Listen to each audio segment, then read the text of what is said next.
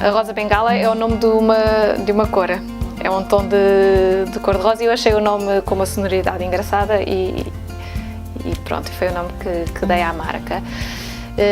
Eu no início comecei por desenhar mobiliário em pinho e o mobiliário era todo pintado e isso era a marca Rosa Bengala.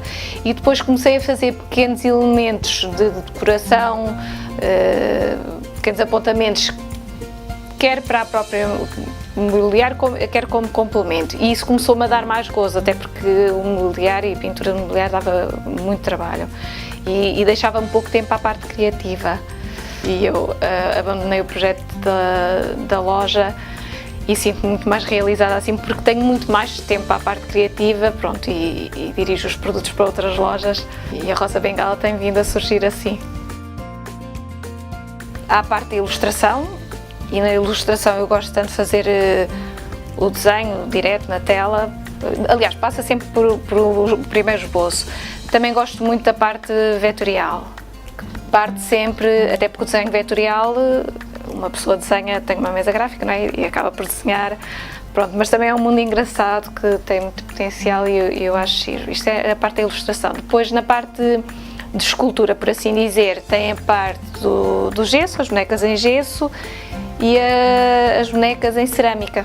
Há peças que eu tenho só em gesso e outras só no barro. A ideia da boneca de mãe é uma boneca assim mais gordinha. Eu depois na altura fiz também a ilustração porque tinha um texto associado que era na barra da saia da mãe, a barra da saia da mãe guarda tudo, não é? Os filhos, as tristezas, os amores. Foi um bocado de brincar com a barra da saia da mãe, dos miúdos andarem sempre agarrados à saia da mãe. Foi essa a ideia. Eu relativizo muito a inspiração. Eu acho que, como em qualquer profissão, a pessoa pode estar nesse dia mais inspirada e o trabalho que corre-nos melhora. Obviamente que eu se calhar estou atenta a certos pormenores no dia-a-dia, passo por uma coisa à espiada e se calhar gravo aquela imagem ou tiro um apontamento e se olha, isto é engraçado. E isso podem ser momentos de inspiração, olha, isto é giro para depois trabalhar.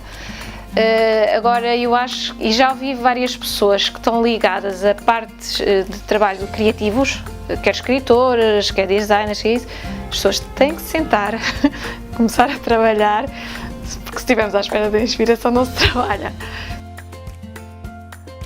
Eu acho que isso acontece em quase todos os trabalhos, quer na parte criativa, quer não, eu acho que todas as pessoas devem gostar de ter o trabalho reconhecido. Acho que isso é uma alavanca para se continuar a trabalhar.